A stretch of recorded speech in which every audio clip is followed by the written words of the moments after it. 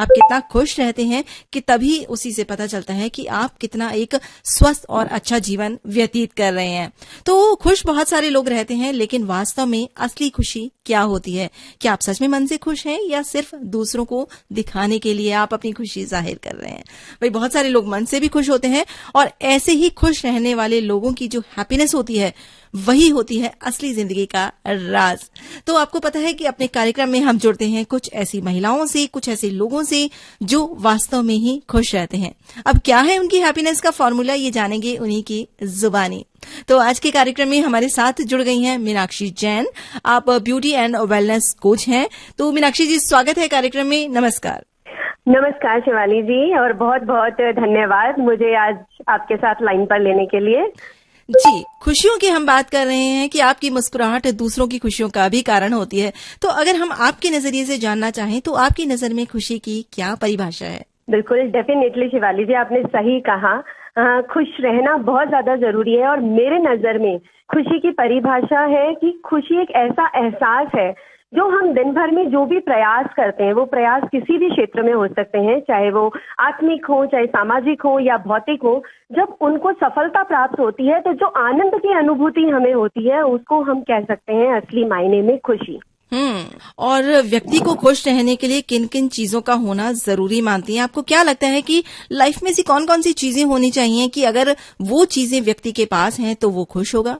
देखिए, सभी चीजों से व्यक्ति को खुशी मिलती है। आज कुछ भी अचीवमेंट हमें होती है, कुछ भी मिलता है, चाहे वो उपहार स्वरूप मिले या किसी भी रूप में मिले, वी गेट हैप्पीनेस। लेकिन कुछ मॉरल वैल्यूज का हमारे एटीट्यूड में होना मैं जरूरी मानती हूँ, जो खुशी के लिए बहुत ज्यादा जरूरी है। उनमें से कुछ मॉरल वैल्यूज जो मैं समझती हूँ बहुत ज्यादा जरूरी हैं, वो है कि दूसरों का रिस्पेक्ट करना, हमें हमेशा दूसरों का सम्मान करना चाहिए, सबका सम्मान करना चाहिए।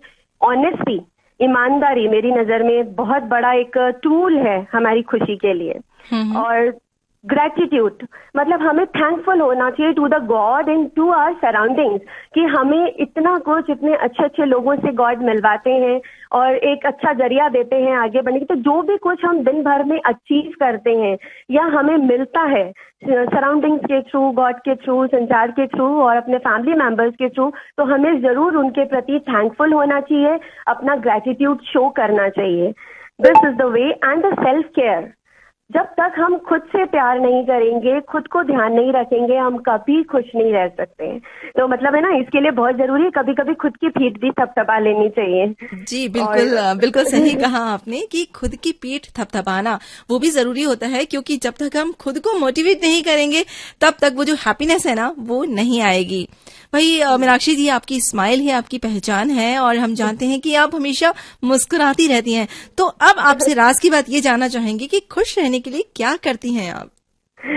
मैं खुश रहने के लिए, जैसा कि मैं कुछ मॉरल वैल्यूज की बात कर रही थी, मैं कोशिश करती हूँ कि मैं किसी भी तरीके से किसी का दिल ना दुखाऊं, क्योंकि अगर मेरे द्वारा किसी का दिल दुख जाता है तो मुझे शायद उस इंसान से ज्यादा दुख मुझे होता है।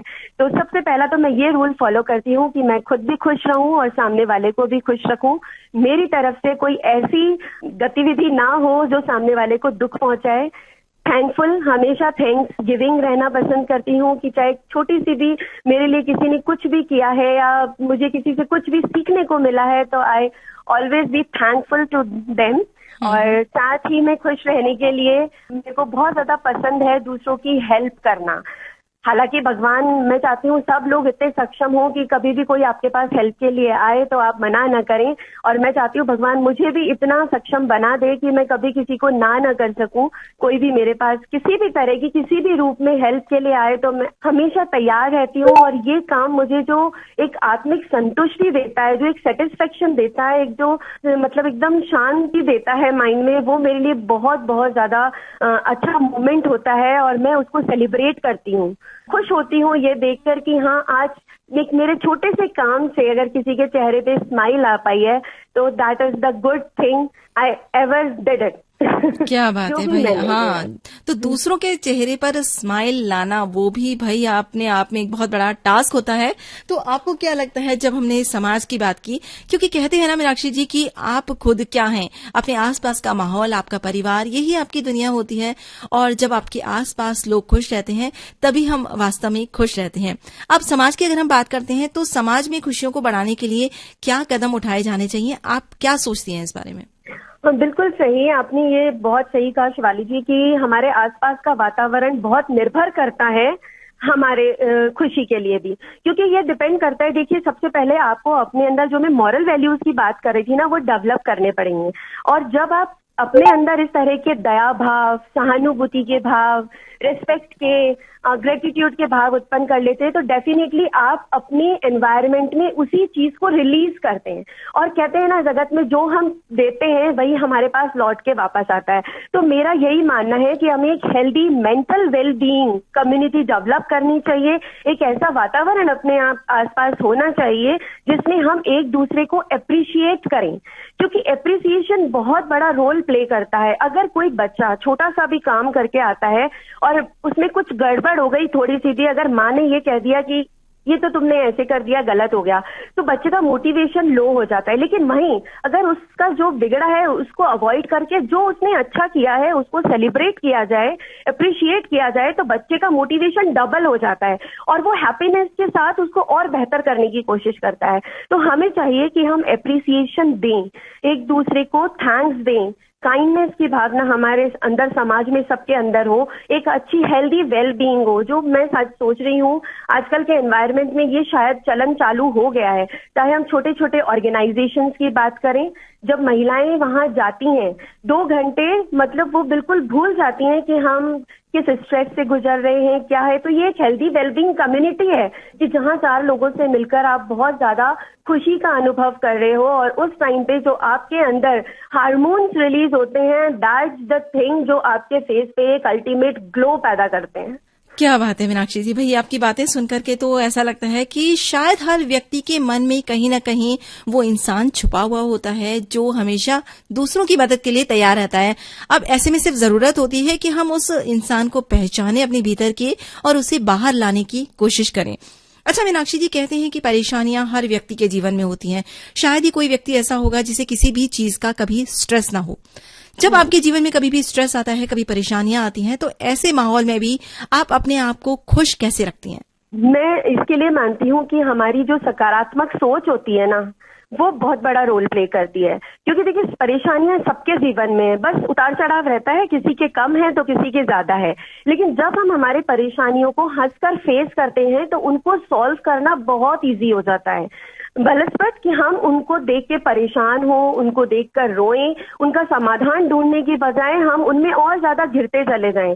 तो हमें कोशिश करनी चाहिए, और जो मैं भी करती हूँ, अगर कोई भी प्रॉब्लम मेरे सामने आती है तो I am always ready to face that challenge. हमें चैलेंज को फेस करने का साहस रखना चाहिए अपने अंदर। जी भाई, बहुत ही अच्छी बात बताई, क्योंकि जब तक आप चीजों को समझेंगे नहीं, उन्हें फेस नहीं करेंगे, तब तक मुझे लगता है कि उन चीजों का सॉल्यूशन निकालना इतना आसान नहीं होता है, और कहीं ना कहीं वो चीजें ही जो होती हैं वो आपकी हैप्पीनेस में बाधा बनती हैं।